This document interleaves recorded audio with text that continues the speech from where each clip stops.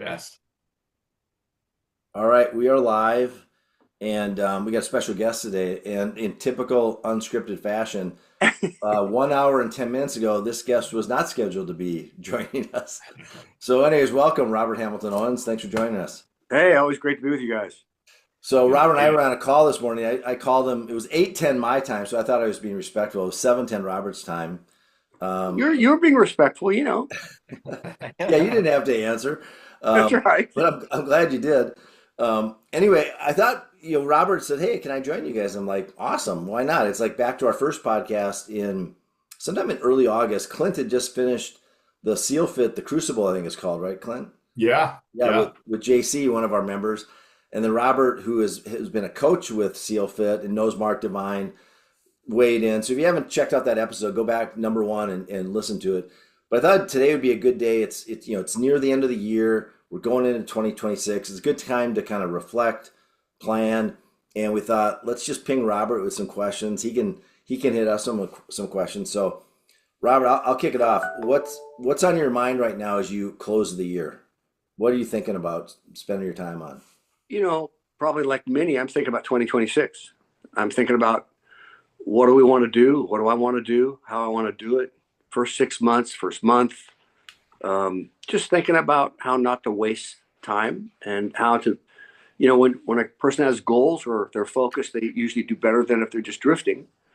So it's easy to drift, and I'm a wonderful drifter, and so I chose, what am I going to do? I don't want to drift.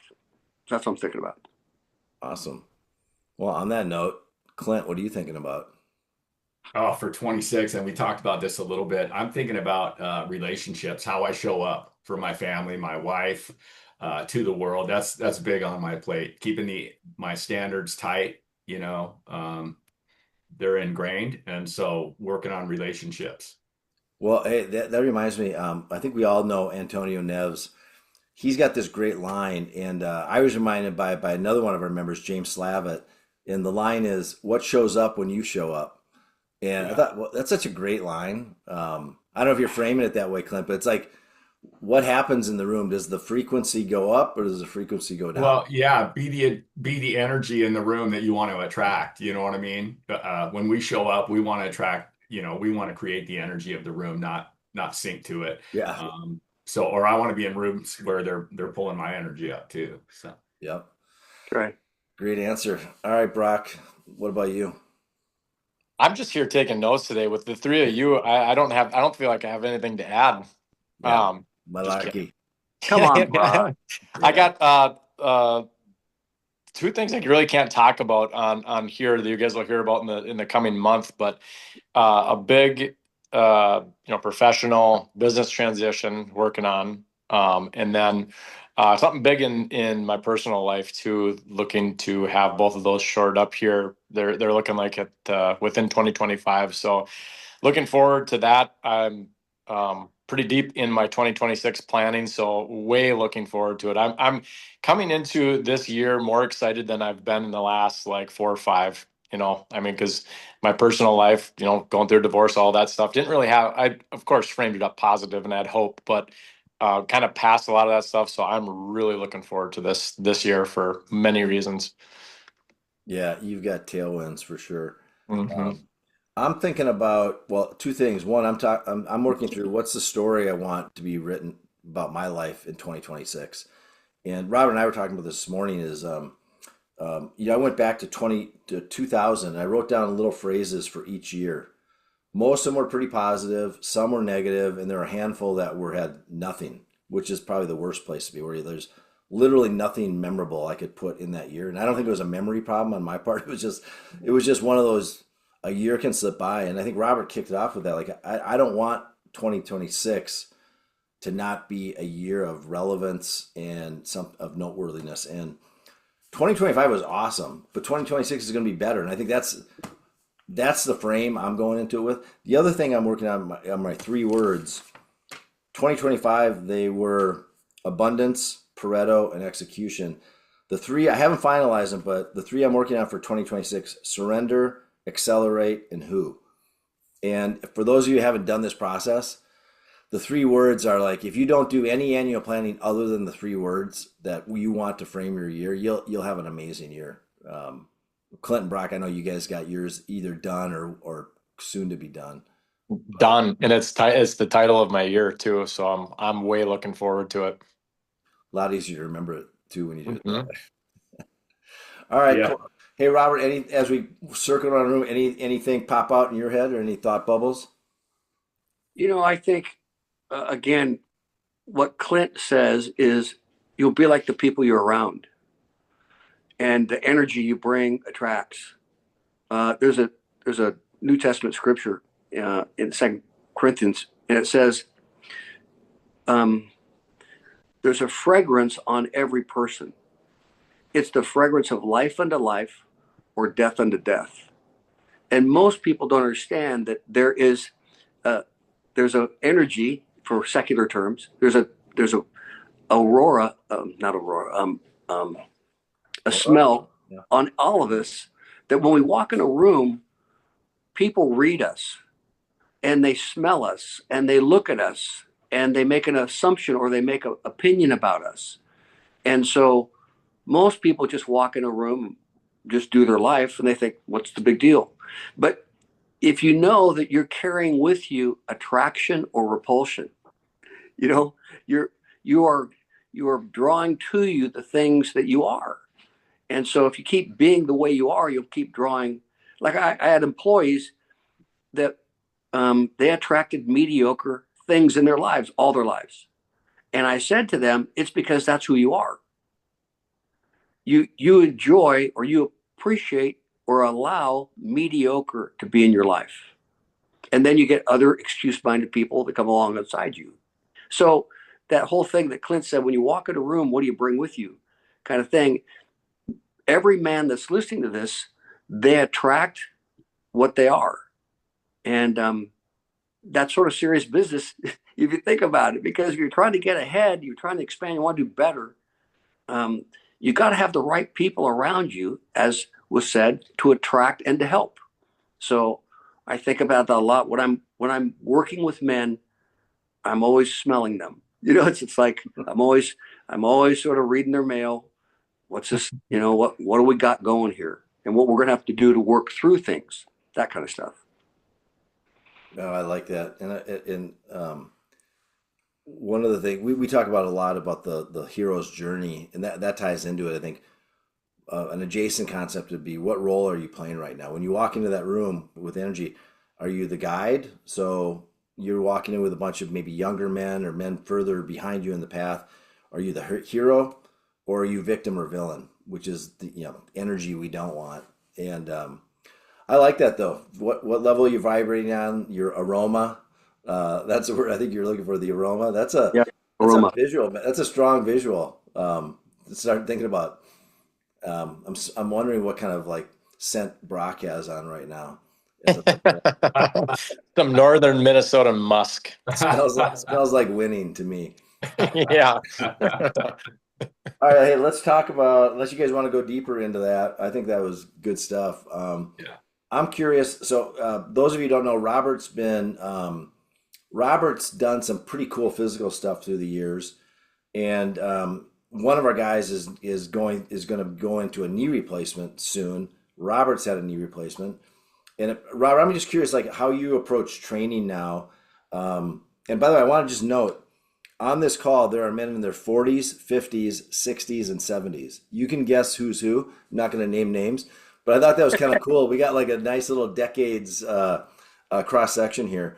But Robert, how are you approaching training in 2026? What's changed? How have you reframed things, if you have reframed things? And what role does training play in your life right now? Honestly, at the moment, I'm not training, but I'm exercising. Training is when I have a real goal. Exercising is just, you know, keeping the engine moving, all that kind of stuff. The knee replacement has been interesting. I had to reboot how I did things. My foot plant, you know, the jamming of the metal on metal. It's not like a normal knee, and so I have to change my gait in the way that I run, the way I put my foot placement, and I have to run on soft surfaces. when all possible versus on concrete. Because concrete with metal to metal, it just, you feel like it's a hammer hitting a ball peen something. It's bang, bang. So it's a new adventure. It's a new normal. It's not a deal breaker. You just find a way to win and work around it. So I think I mentioned, or I went out just for the heck of it. And the guys listening, I always say to guys, what are you capable of? And they always look at me, I don't know, like you're capable of so much more. So I went to this running thing and I said, I wonder, without training, except for my normal training, what could I run? And so I didn't tell anybody, went out, ran 40 miles. And so I went, I said it was a run, walk, run, walk, run, walk. And anyway, I just want to see, and if I just kept going, when would the wheels fall off? When would my body just die?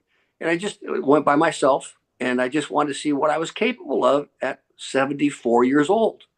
And so I said, bada bing, that's pretty sweet. So I'm now thinking about doing an ultra. I'd like to do a 100-miler. I just don't have time to train the way I want to. But anyway, it's one of those things where you just, every guy here, what are you capable of? Well, we're capable of doing a lot more than we give ourselves credit, or we have limiting beliefs, or we have people around us who say, don't do it. Mhm. And so, again, it's just, I think every guy here ought to say to themselves, what am I capable of? Learning a language, traveling, mentoring, pressing yourself in some physical thing. That we ought to go out always wondering, what am I capable of? And most guys are bored and they just retire, and they got excuses. But I think that the Argent Alpha group, we're always challenging ourselves. You can do more if you'd like. You don't have to, but you're capable of so much more than you think. And I think that's really fun. Hey, quick question for you, Robert. Did you just like walk out the front door and just like Forrest Gump style and just start going, or what? What was the story behind the 40 miles? There's a thing called not Burning Man, but Running Man. Oh yeah, And yeah. Running Man is in Atlanta, and it's stupid. I mean, they have it. It was 91 degrees and 85% humidity. I mean, it was just dumb, Jesse Isler thing. And Yeah. so these guys said, "Hey, you're going to show up, aren't you?" I said, "No. Why do I want to come?" And they said, "Well, it's a running place." And I said, "What do you do?" It was an old horse racing track. Yeah. It's a mile oval, and it's been abandoned, I don't know, for a number of years. So this guy rents it, and 1,500, 2,000 people show up, and you get a big pep talk the night before. Are you going to do a 3K, do a 5K, a 10K, a half marathon? What are you going to do? Whatever you've planned to do, see if you can do just a little more. And Yeah. so all these different kinds of people are out there. Some are in skirts, with costumes on, all this stuff. Anyway, so they start at 9 o'clock in the morning. I said, well, that's really dumb. I'm not going to start at 9 in the morning. It's hot. And so, I mean, if you're a runner, you don't want to go at 9 in the morning. Anyway, so I went to bed at 9:30 and got up at 1:30, got out there by myself in the dark with a headlamp at 2 in the morning. And it was just misty, and wet because of that humidity. So only guy out there was the security guy in a golf cart. And I just started running around this loop in the dark. And I got done with the marathon about 6:30 in the morning. And there's one other guy that came out, and he goes, "What are you doing out here?" I said, "What are you doing here?" He said, "I'm a run." He said, "I'm gonna run a marathon." I said, "I've already done mine, but it's really fun. It's just you and me. It's just you and me out here by ourselves." Yeah. And he said, and he was a runner. He just took off, and he passed me a few times, later on. But anyway, then I just kept going to see how far I could go. Once I got that really hot stuff, about 10:30 in the morning, 11 o'clock, I went, I'm done. I want to do 50. I'm only going to do 40. I'm going to go get a hotel room, get an ice bath, and watch some college football Ah, there and, you go. and go soak. Anyway, they filmed me. This film crew came out at the starting line and said, "What are you doing here?" I said, "I'm just knocking it out." "Well, it doesn't start till 9. I said, "I don't care. It starts whenever I start." He said, "Well, then we're not turning the clock on till 9 o'clock." And I go, "I don't care. I got one on my watch. I don't need you to tell me how long I'm going." Anyway, he said, "You think different." And I go, "Yeah, I don't want to be following the crowd. There's a better way to run in the cool versus the heat." Right. Anyway, they filmed me, and um, it was just so much fun. So now they're saying, "Are you going to come back?" And I said, "Not unless you have an official night run instead of a day run." And they said, "We never thought of that." I said, "Well, think about that. I mean, if you're a runner, why go max out and pass out?" So Mhm. anyway, it got me thinking. I'd like to do a 100 miler, and that would take some training and strategy. So I'm trying to figure out, while coaching these college athletes, how am I going to also add this to my day? So I don't know, but I encourage you, everyone listening. It's fun to do stuff every once in a while, just out of the box, to see if you know what you can do. Ride a bicycle or walk or something. I love it, man. What would be another level of advice for somebody who maybe isn't a runner? Like how else do you think that approach, or talk about the approach you took? I mean, did you just decide and go do it? Were you obviously are in pretty good shape to just go out and do that, or maybe give a little more, analyze yourself a little bit as you're coaching someone about how they could maybe attempt a version of what you're doing in whatever venue they want. It doesn't have to be running.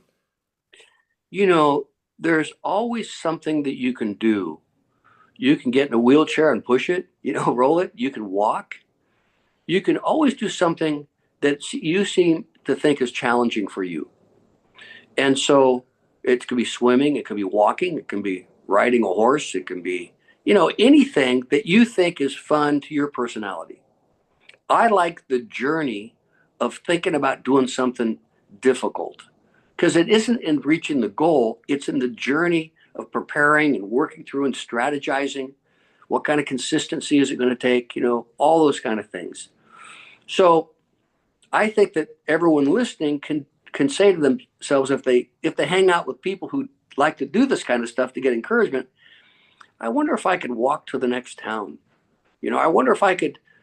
I don't know. I said to my wife, I said, I want to do a 100 miler. And she said, well, what are you going to do? I said, well, I'm going to get an Uber, and I'm going to have a guy drive 100 miles away. I'm going to run home. And she said, no, you're not. I said, I'll go up by Santa Barbara. That's about 100 miles, and I'll come over. You can't run through LA in the night. I mean, you get shot. I said, okay, I'll find some place that's got some aid stations. But anyway, just thinking about something that you think would be fun and challenging and cause you to be nervous and break a sweat, like, oh no, this is really hard.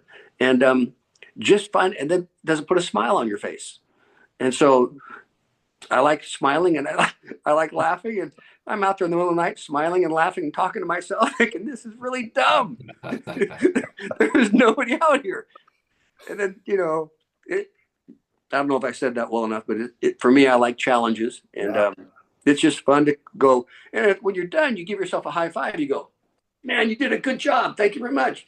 It was great. Thank you very much. And people think you're crazy, but it's all right. Robert, you've done a number of just incredible challenges, and like the mental resiliency I've heard you talk about, that you've had and continue to have to tap into. Do you feel like when you're picking a new one, you could talk about some of the things you've done, but do you feel like you have to outdo the next one? Do you look at it in a different way? Like how do you approach it when you're trying to figure out what you're going to do next? Actually, I don't figure it out a whole lot. I hear something. Somebody will say, hey, Robert. And I go, oh, I never thought of that one.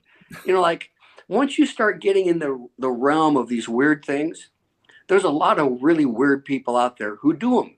And once you make friends with that group, you're in. And they start, chumming the water. Hey, why don't you row across the Atlantic? Why don't you run the Sahara? Why don't you, we just got done doing this. Things I would never think of. But if you, it's your group, who you hang with. And I hang with, on the side, 5% of the time, these really wild people that tell me they do these crazy things. And I just think, huh, I would never have thought of that. That sounds sort of weird, sort of fun. And so I'm not smart enough to come up with all these myself. But people call you and say, hey, you want to go to Running Man? I said, no, I don't want to run. And they say, oh, you like it. Why? And I try to be nice to people, and I say, okay, I'll come join you. And then I think about it. well, this will be an opportunity to try this, So I'm not original necessarily in these things, but you hang around the right people, you hang around Argent Alpha guys, you'll get Argent Alpha kind of thinking. And you have thinking for business and thinking for money and thinking for raising kids, and then you have thinking for the other stuff that you want to do in life. Or that sounds interesting.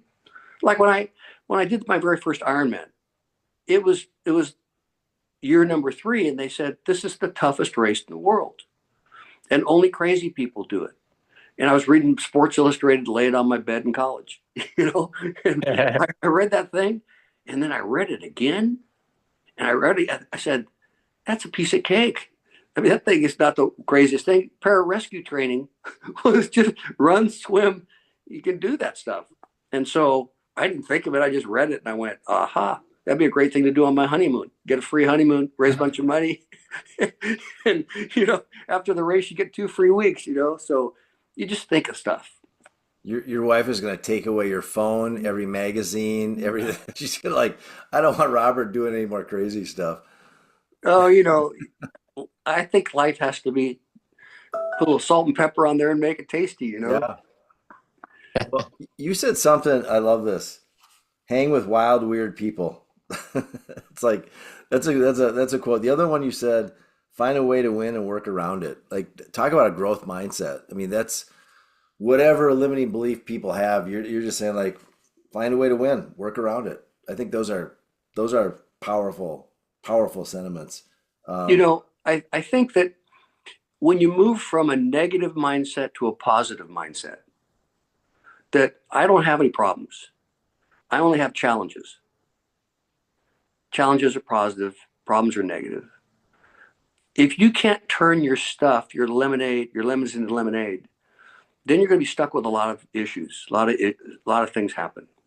So for me, getting converted from the negative to the positive, like when I went through my divorce, it was terrible.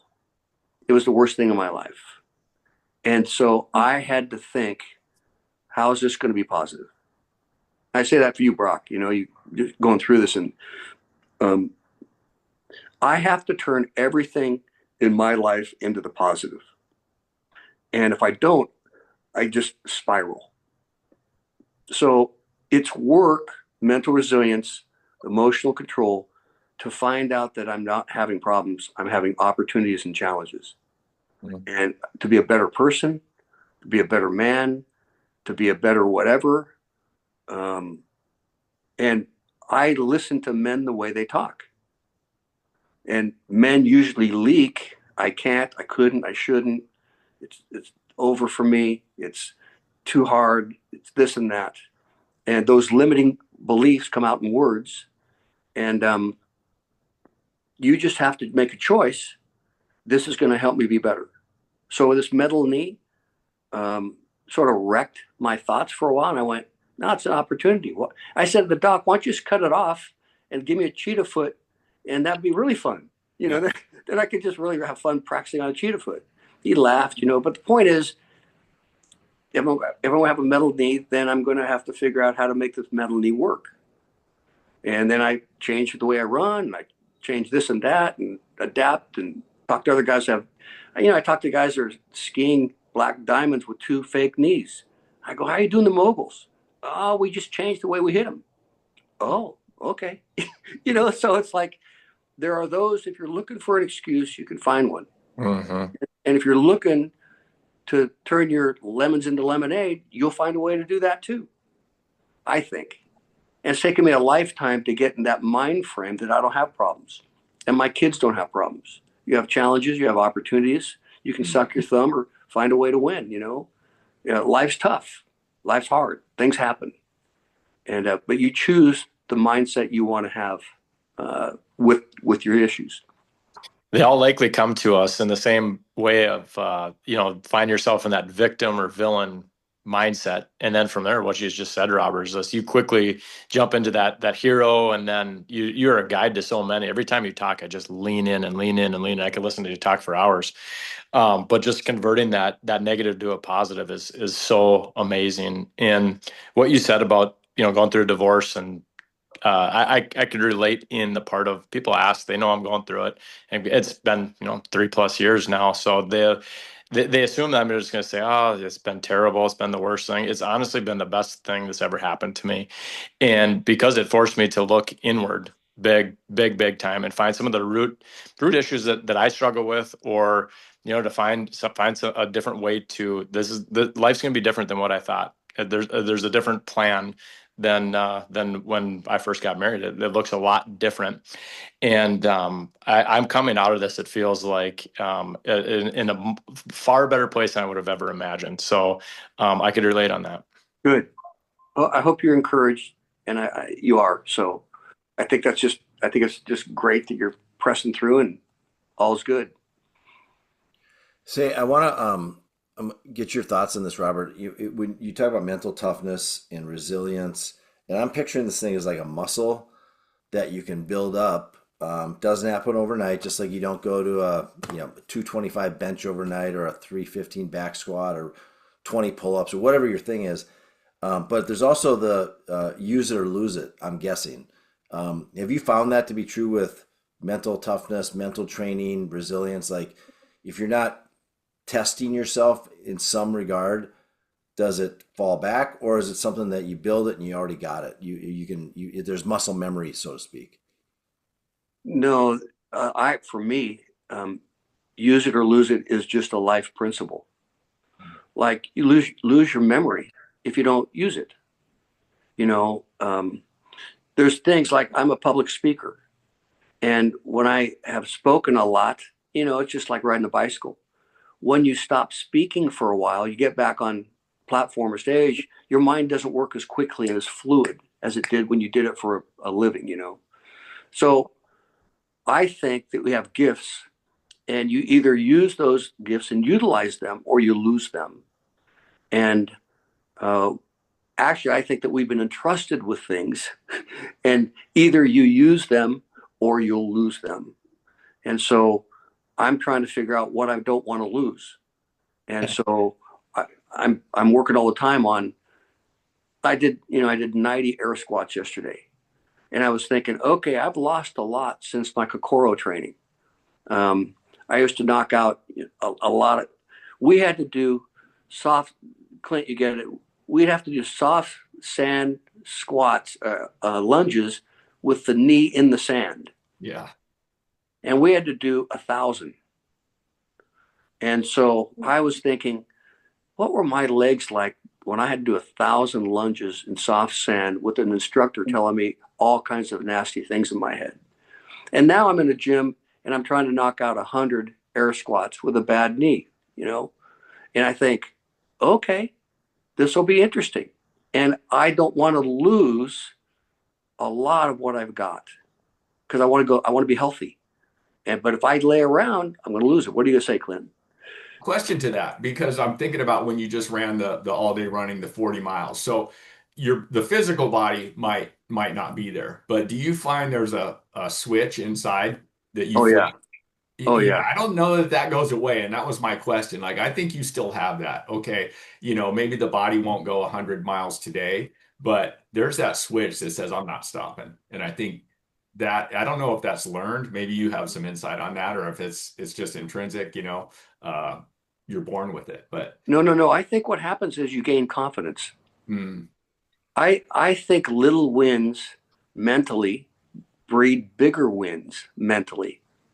And so I have stored up in my head 50 years of wins. yeah, From pararescue training, going in scared to death, 150 guys. We graduate 16 with rollbacks, and only 7 are original guys. That win at 21 years old built another win. I can do that first Ironman whenever he said you can't do it. I have all these wins stacked up in my head, and I can pull from those moments yeah, the rest of my life. yeah, So I don't feel 74. I feel 24 in my head, but I know I'm 74, but I feel like I can do that, I can figure that out, or those kind of things. So yeah, for the listener, you have to start somewhere. And you have to start hanging out with guys that are getting wins and encouraging you to get wins, like Argent Alpha. And those things in time, if you'll start and fail and start and struggle and start and whatever, over time, as you all know, you're a different person. And so I think confidence is huge. And I think the greatest gift you can give your kids is confidence. Because if they think they can't, they won't even try. But if they think they might, they'll go out and fail and learn something from it. So confidence is a huge thing for people. And you want to hang around the right people that help you breed and grow your confidence. Public speaking or swimming or riding a bike, whatever it is, gaining confidence in things that, like in my family, I didn't want anybody to have any fear in my family. Because I know my kids had fears. And I had fears. I mean, we all have fears.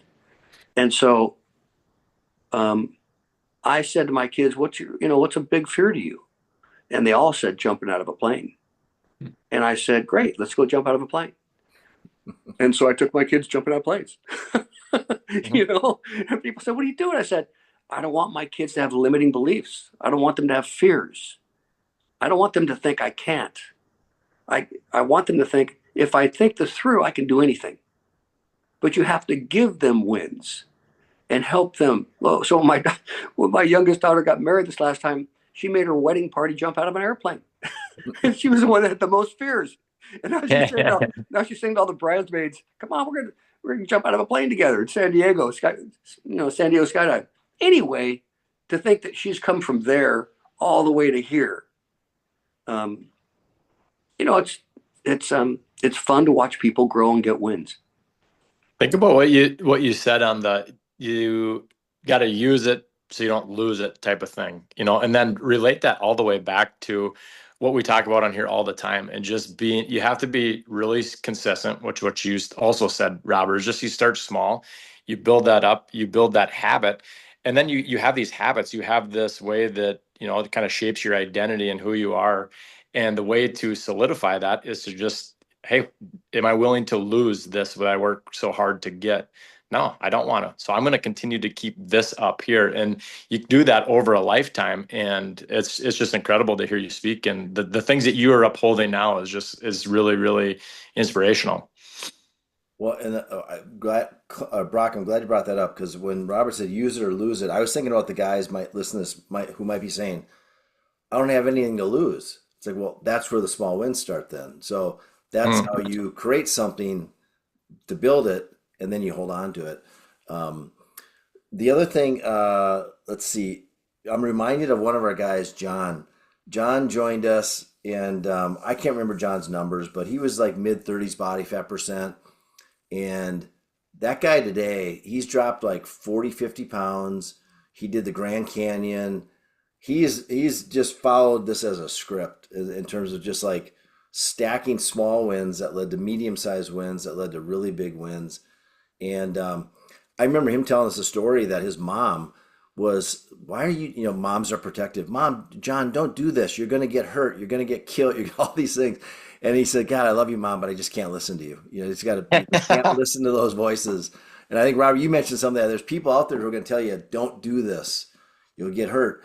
And I'm reminded of the Thomas Sowell quote, there are no solutions, only trade-offs. Yeah, you might get hurt. That's a risk, but risk and reward, no pain, no gain, use it or lose it. All these things kind of point the same way. Take action, learn from it, stack those wins, keep going, find a way to win and work around it. I mean, I'm going to keep going back to that quote. So I don't know. This is, I think we're all ready to run through a brick wall right now. I'm just thinking about all these guys getting ready for January in Argent Alpha. You say you got 100 guys. I just hope that they listen to you or Brock or Clint, or whoever, and they would make a plan to do something where they just look at themselves in the mirror and go, I'm so glad I took myself on in that area. Mm-hmm. And that they can get on something like this on a call and say, I had a win. I challenged myself in this area or that area. And it worked out in some fashion. and I'm better off because of it. And I hope that would be something that every guy in Argent Alpha in 2026 would be able to come back at the end of the year and say, this was the big win this year. And I thought about doing it, or it just happened during the year. But when it came, I took it on, and I'm so glad I did.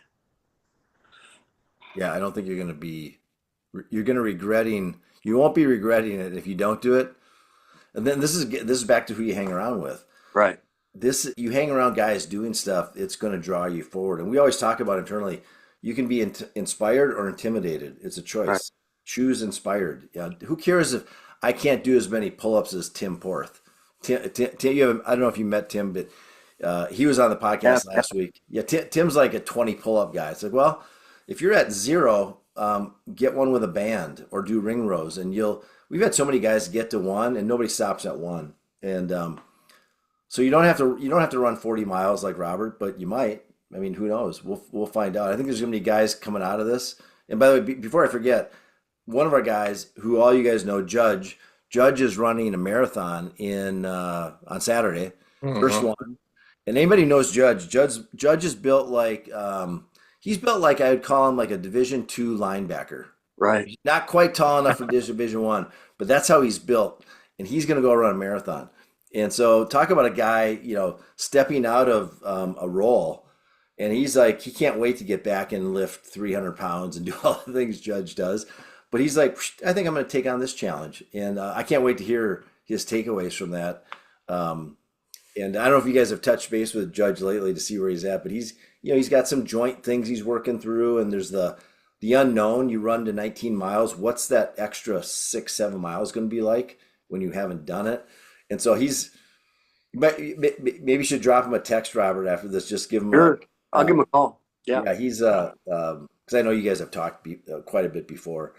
Well, that's all I got. Anything else you guys want to cover before we get on with our day and get after it? Any lingering questions, Clint? Yeah, well, I do have just kind of one comment. And one of the first things, or maybe it's a question, it'll end up a question for Robert, but one of the first things that we talked about that I remember you talking in our group about was keeping relevant. And just how doing those things are the key to keeping relevant. I just wanted to hear some parting thoughts from you on that. I coach college athletes, and they just look at me. And so they get them in a big circle, and they have to do air squats and a bunch of stuff. And a lot of these kids can't do a lot of push-ups. And they're good in their lower body, but their upper body hasn't been developed.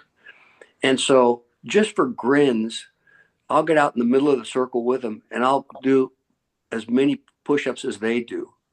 And so I go, what's your excuse, dude? I'm 74 years old. I just knocked out my 30 push-ups. What's with you? And they look at you, and all of a sudden I'm relevant. All of a sudden he's not an old coach. He's in the game. And I think that there's something about staying in a place where people don't write you off. And I've told you this story, I think, but my dad said, be real careful, because about 60, people begin to write you off. And do everything that you can think of to stay in the game, or else they'll put you on the shelf and stop talking to you. And just say, you're old and you tell old stories. And you don't want to be one of those old guys telling old stories. You want to have new stories. Yeah. And he told me that at 90, he was 92. And he said that to me, you need a business plan from 60 to 90. And don't retire. Don't just rest on your laurels. Stay in a place where you're relevant in the conversation versus going, I remember when. Stay in that place. And so for me, I want to stay relevant so I can interact and be normal versus being a written off old guy. Man, you said, I mean, stay in the game, tell new stories, need a business plan for 60 to 90. I don't know if you realize you just dropped 3 different wisdom bombs there just in that little response. That's awesome. I love that. Tell new stories. That's part of that eulogy exercise we did a couple of years ago. where you had guys sit down, subtract their age from 80, then cut that number in half to create some urgency, and then say, write what your eulogy is going to say starting from today forward. No trips down memory lane. And that gets to your point, Rob. The only way you can do that is you start telling creating new stories. Right. And we can all do it. If you know guys tell stories, high school stories, college stories, business stories. Everybody's got a story. But once you see yourself telling that same story over and over again, something's wrong. Mm-hmm. There needs to be something else. So like for me, I go on YouTube and I watch senior Olympic games or senior games. And I watch what the 70-year-olds do. I'm on an app, Fitness Over 70. And there's another app, Fitness Over 80. There's one, the 90-year-olds. You know, and I'll just giggle. I'll put on lightning and thunder. Lightning is 100 and thunder is 101. And they line up against each other in a stadium with 20,000 people, and they shake hands, you know, and then they, the thing, you know, and the crowd stands up and goes wild, you know. All I can think of is that those guys are having so much fun. I mean, they're still smiling and laughing, and they high five at the end. They hug each other, you know. The crowd stands up and goes wild. Lightning's pulling ahead of thunder, you know. You know, and I just go, I want to live like that. Yeah. You know, I want to go out, you know, fall over someplace, you know, but I don't want to go out in some hospital bed because I got diabetes, you know, or something like that. I think that we could go out with a smile on our face, giggling like, wasn't that a ride, you know? Mm-hmm. And I just think you have a choice how you want to think and how you want to go out. But I like it when young people, you know, say, wow. And I go, yeah, wow. And they just look at you, you know, like, okay, I have nothing to say. Good. It's just fun. So I think that push-up line is going to resonate with our guys. We have a December challenge going on right now, and it's 0 grams of added sugar, 0 alcohol, and 101 push-ups each day. That's the target. And so it might be hard to hit all 3 every single day, but I know guys are in way better push-up shape right now than they were, you know, a week ago. I think the way you guys do it is I just, as soon as I get done with my run, I go over where the pull-up bar is and all that stuff, and I knock out 30 push-ups, 30 air squats, and maybe 5 to 10 pull-ups. Then I do it again, 30 push-ups, until I get to 100. You know, 3 sets of 30, 30, 10 or whatever it is. And so once you knock that out, then you go, good, I got my base in for the day. Thank you very much. And then I move on to some other stuff. And once you have that rhythm of just, I'm going to do this, I'm going to do this, I'm going to do this, you know, do it over and over again, consistency, all of a sudden it's not a big deal and it's just a nice warm up and bada bing, you know, you're in the game. But you got to start somewhere. Mm-hmm. Well, Robert, thanks. For anybody that's in Argent Alpha listening, you're probably going to hear a little more from Robert coming up in the near future. I can't disclose it. We're in still final contract negotiations. And so, but we're going to have something, another benefit that will roll out soon. But thanks again for joining us, Robert. And I'm glad the serendipitous phone call early this morning resulted in you joining us. Yeah, I was happy to pick it up and happy to talk. It's always great to be with you guys, and to all you guys in Argent Alpha, have a great 2026. But your decisions determine your destiny. So make some good decisions and have fun. Yep. Awesome. All right. Thanks, you guys. Thanks, Robert. Thanks, Robert. Thanks.